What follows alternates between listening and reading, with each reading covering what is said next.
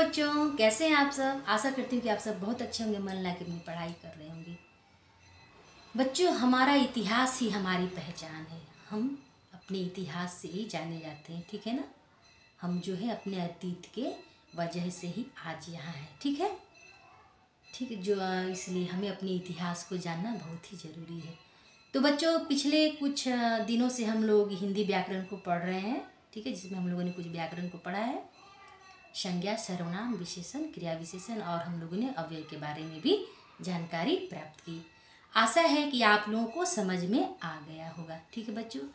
तो मैंने सोचा कि आज थोड़ी इतिहास भी पढ़ ली जाए, ठीक है, क्योंकि इतिहास भी जानना हमारे लिए उतना ही ज़रूरी है जितना हमें हिंदी को जानना ज़रूरी है, ठीक है ना, क्योंकि हमारे अतीत में ही हर चीज़ छिपा है, ठीक है ना बच्चों।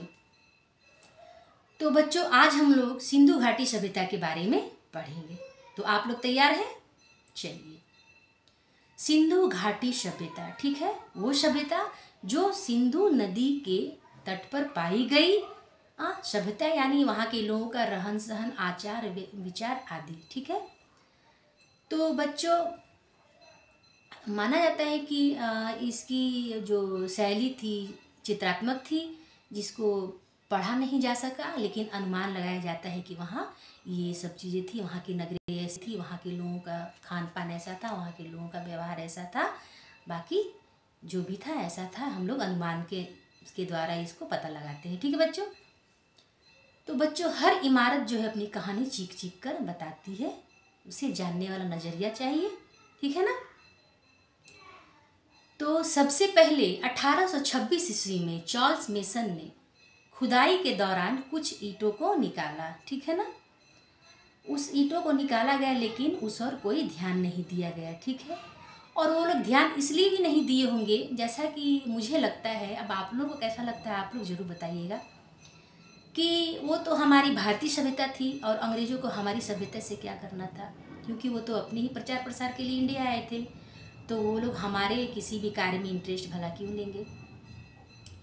तो ईंटों को तो निकाला गया, लेकिन निकालने के बाद भी उस काम को वहीं पे छोड़ दिया गया, ठीक है। पुनः 1853 से लेके 1856 के बीच पाकिस्तान में रेलवे लाइनें बिछाई गई। कहाँ से कहाँ तक? लाहौर से लेके कराची के बीच। उस दौरान भी उन लोगों को कुछ ईंटें प्राप्त हुए, लेकिन उसको भी वो लोग नज़रअंदाज कर दिए, ठीक है। उसके बाद बच्चों, 1921 ईस्वी में दयाराम साहनी ने खुदाई के दौरान हड़प्पा संस्कृति की खोज की। बच्चों, सिंधु घाटी सभ्यता को हड़प्पा सभ्यता भी कहा जाता है, क्योंकि सबसे पहले हड़प्पा सभ्यता की ही खोज हुई थी, ठीक है ना। उसके बाद जब ये सभ्यता के बारे में पता चला, तो फिर इसके बारे में ये सब जानकारी करने लगे कि वहाँ की नगरी कैसी थी, वहाँ के लोगों का रहन सहन कैसा था, वहाँ के लोगों के बुद्धि विचार कैसे थे, शासक वर्ग कैसे थे, मजदूर सब कैसे थे, क्या खाते थे, कहाँ रहते थे, वगैरह वगैरह, ये सब जानने के लिए तत्पर हो गए, ठीक है। उसके बाद बच्चों क्या हुआ कि पता चला कि वहाँ का जो नगर था 2 भागों में विभक्त था, ठीक है।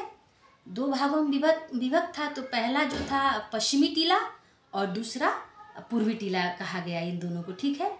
तो पश्चिमी टीला जो था बच्चों, तो वो बहुत ऊंचे स्थान पे था, ठीक है, जहाँ पे बहुत कम लोग रहते थे। कहते हैं कि वहाँ शासक लोग जो मतलब जो धनवान लोग थे वही लोग रहते थे, उसमें अपना शासन वगैरह करते थे। और जो पूर्वी टीला था तो वो थोड़े नीचे जगह पे था, और वहाँ पर जनता सब रहते थे, जिसको नगर कहा गया, ठीक है। और जो पश्चिमी टीला था उसके चारों ओर जो दुर्ग बना हुआ था, ठीक है, मतलब सुरक्षा कवच। अंदर की जो दीवारें थी वो कच्चे ईंटों से बनी थी, और बाहर की जो दीवारें थी वो पक्की ईंटों से बनी हुई थी। ऐसा अनुमान लगाया जाता है कि उन लोगों की सुरक्षा के लिए, भाई राजा थे तो उनको सुरक्षा जरूरी है। उसके बाद बच्चों, जो पश्चिमी जो नगर था, जो टीला था, उससे कुछ दूरी पे पत्थर का चबूतरा बना हुआ था गोलाकार में, ठीक है। तो वहाँ पे स्त्रियाँ बैठती थी, जो साफ सफाई वगैरह करती थी, वहाँ अनाज वगैरह जो भी होता है उसको साफ सफाई ये लोग करते थे, ठीक है। और इन लोग का जो घर था तो चतुर्भुजाकार में वर्गाकार बना था, जिसकी जो गलियाँ एक दूसरे को समकोण में काटती थी, और इनकी जो घर के दरवाजे गली की ओर ही खुलती थी। बस एक लोथल ही ऐसा स्थान था, स्थल था, जिसकी दीवारें सड़क की ओर खुलती थी। ठीक है।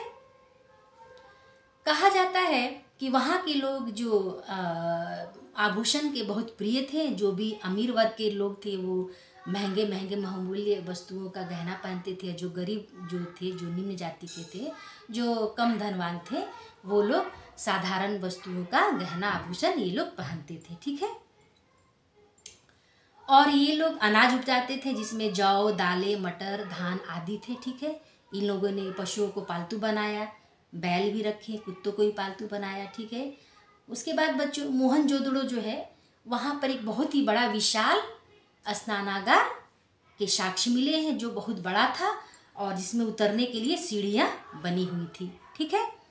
ऐसा माना जाता है कि किसी विशिष्ट अवसरों पर ही उसका उपयोग किया जाता था, और उसमें जो पानी जो था बच्चों, उसको कुएं से भर के उसको भर दिया जाता था, और उसमें लोग स्नान करते थे किसी खास अवसर पर। उसके बाद उसको खाली कर दिया जाता था। ठीक है ना बच्चों। जो आम लोग जो थे, जो मरते थे, उससे दक्षिणी भाग में उसको दफनाते थे, और जहाँ ये लोग दफनाए जाते थे इन लोगों को, वो एच आकार का था। ठीक है। और बच्चों, ये भी साक्ष्य मिले हैं कि बहुत ऐसे जो कंकाल मिले हैं, जो कब्र मिले हैं, उसमें व्यक्तियों के साथ कुछ आभूषण वगैरह, कुछ मटकी, कुछ सुख सुविधा के सामान भी मिले हैं। माना जाता है बच्चों कि ये सब जो व्यक्ति की मृत्यु होती होगी, उसके इस्तेमाल करने की चीज़ें होती थी, जिसको उन लोगों के साथ दफन कर लिया जाता था। ठीक है।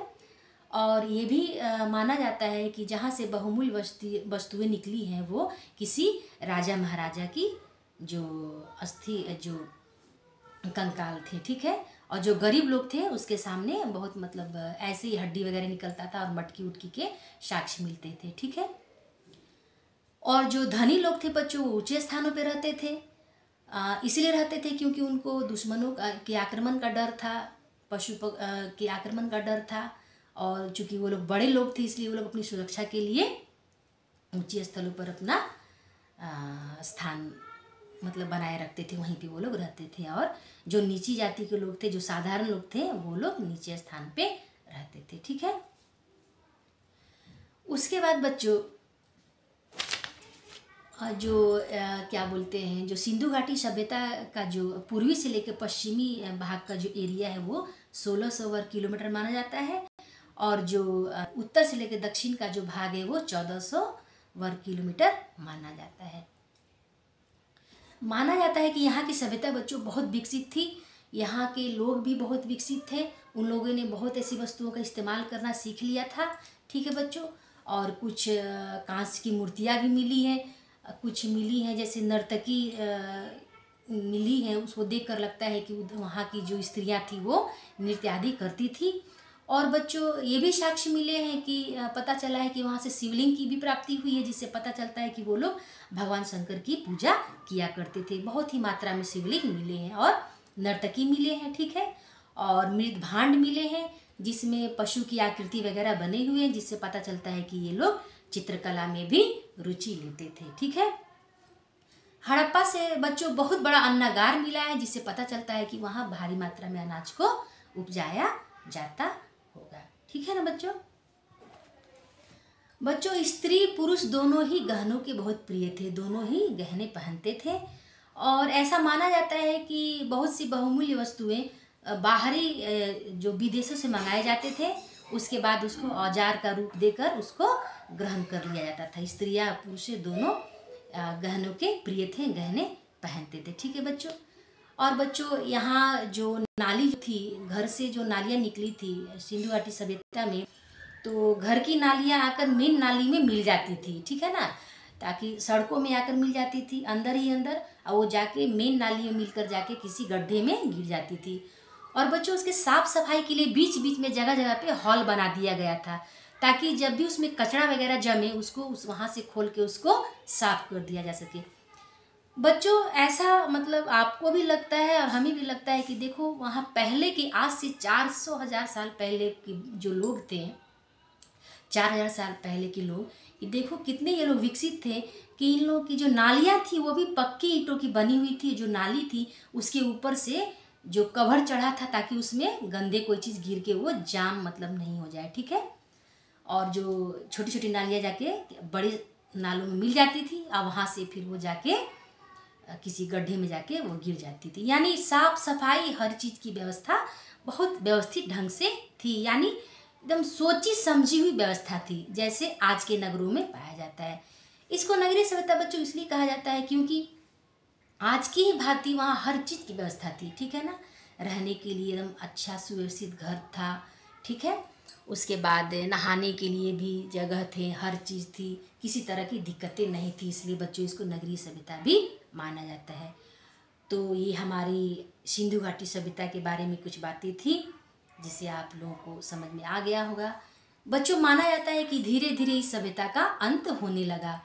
ये अनुमान लगाते हैं लोग कि मतलब वहाँ शायद बाढ़ आ गई होंगी, जिस कारण वहाँ के जो जीवन नष्ट हो गया होगा, पशु पक्षी नष्ट हो गए होंगे। अब ये लोग मान लीजिए अनाज पानी नष्ट हो गए होंगे तो उसके अभाव में ये लोग मर गए होंगे, एक जगह से दूसरी जगह चले गए होंगे, छोड़ दिए होंगे। मतलब जिसको जो भी मन में आता है वो लोग अनुमान लगाते हैं कि ऐसा ऐसी कुछ घटनाएं घटी होंगी जिस वजह से इस सभ्यता का अंत हो गया है, ठीक है। सब अनुमान लगाते हैं। और ये भी पता चलता है बच्चों की जो नदी नाले, जो वहाँ के नाले थे वो क्या वो भर गए थे, ठीक है ना। जगह जगह कचड़े जम गए थे, सारी चीज़ टूट फूट गए थे। और कुछ लोग ये भी कहते हैं कि वो लोग उस जगह को छोड़ के दूसरे जगह चले गए। मतलब जितनी लोग हैं उतनी बातें, जितनी इतिहासकार है उतनी बातें, ठीक है। हो सकता है कुछ और भी वजह हो, कुछ प्राकृतिक आपदा भी होंगी, हो सकता है बाढ़ वगैरह आ गए होंगे, भूकंप आ गए होंगे, कुछ भी हो सकता है जिस कारण इस सभ्यता का अंत हो गया। और बच्चों, परिवर्तन तो संसार का नियम है, हर सभ्यता का एक न एक दिन अंत होता है, जो भी आता है एक न एक जाता है, उसके बाद फिर नई सभ्यता की शुरुआत होती है, नया युग आता है, नए लोग आते हैं, नए जीव आते हैं। इसी तरह हो सकता है इस सभ्यता का अंत हो गया होगा, क्योंकि अब तो आने वाले समय में दूसरी सभ्यता आने वाली थी, ठीक है ना। तो इस कारण इस सभ्यता का अंत हो गया। लेकिन जो भी था, जो हमारी सिंधु घाटी सभ्यता थी बहुत ही व्यवस्थित ढंग से बनी हुई थी। ये नगरीय व्यवस्था थी। यहाँ पर कांसे से युक्त मूर्तियाँ बनाई जाती थी, कांसे का यहाँ पे इस्तेमाल किया जाता था। बच्चों, कांसा जो है एक मिश्र धातु हुई थी जो पीतल और तांबे से मिलकर बना होता है, ठीक है। तो इस सभ्यता को कांस्य युगीन सभ्यता के नाम से भी जाना जाता है, ठीक है ना। आप लोग जानते ही हैं।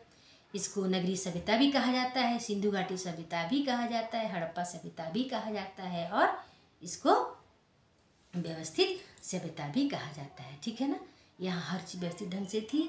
दो वर्ग में बटे हुए थे लोग, धनी वर्ग और निर्धन वर्ग। जो धनी लोग थे वो ऊंचे स्थान पे रहते थे और जो निर्धन लोग थे वो नीचे स्थान पे रहते थे, ठीक है बच्चों। तो कैसा लगा आप लोगों को आज का सेशन? आई होप आप लोगों को बहुत अच्छा लगा होगा, आप लोग मन ला के सुन रहे होंगे, आप लोगों को समझ भी आ रहा होगा। तो बच्चों प्लीज़ कमेंट करके मुझे बताइए, और जहाँ कुछ त्रुटि हो ये भी बताइए कि हाँ मैम यहाँ ये त्रुटि है। मैं आप लोग को विश्वास दिलाती हूँ कि मैं इसे सुधार करने का भरसक प्रयास करूँगी। तो बच्चों, कैसा लगा आपको आज का पढ़ाया हुआ मेरा इतिहास में सिंधु घाटी सभ्यता? प्लीज़ कमेंट करके बताइए। और आप लोग ऐसे ही मस्त होकर पढ़ाई करते रहिए, मेहनत कीजिए, खूब मेहनत कीजिए, आगे बढ़िए और अपनी सफलता को प्राप्त कीजिए। क्योंकि अगर आज आप मेहनत करेंगे, जाग कर जी तोड़ मेहनत करेंगे, तो मैं आप लोग को विश्वास दिलाती हूँ कि आने वाला कल आपका ही होगा। आप उसमें सुखीपूर्वक जीवन व्यतीत करेंगे। इसलिए बच्चों, आज आप लोग खूब मेहनत कीजिए, मन से पढ़ाई कीजिए और अपनी मंजिल को प्राप्त कीजिए। तो ठीक है बच्चों, बाय बच्चों।